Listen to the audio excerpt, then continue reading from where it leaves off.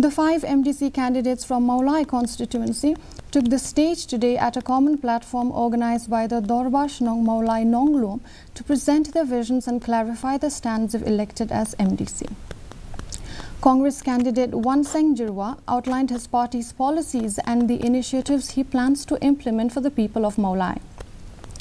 Independent candidate Process T. Saukumi reflected on the desire for change expressed by the people of Mawlai in 2023.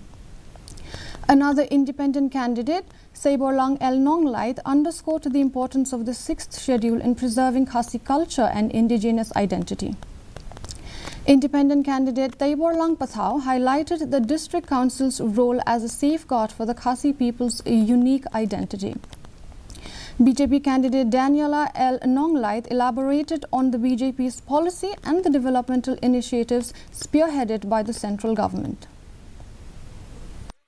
But kentil ya keskin kasih itenrai iriti bat idustul lemba kerensan berpea kenal berpau nam ya keskin ruspa jongi hagiriti idustul bat bahkan lalu kalat ajam ya kipriu jongi.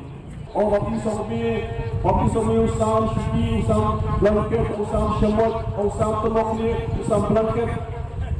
Ông ta được quỳ và mình phải đi sang lên lên đi ai lên mình ai cũng biết lên mình phải đang trong thi đua thì ai sẽ sạ lên mình đang trong thi đua thì ai ba sẽ một lên nampak hasil dari situ ada kecil yang datang sistem datang sosial berahun ngamon hang ni bang apa syuki ngau ini ngakwa berniaga tadi ngan break choy kita ke jimlang parti ngan break choy kita ke syuki ngan bu choy kadi hikmat Pagi tamu bidan kamu susu, kerja council, kadai, kum kasti, kamu aikon mana, ya kerja kembali kejongi, nak bantau bagi niada, ya kan ini jumlah kerpang untuk kerja kembali kejongi.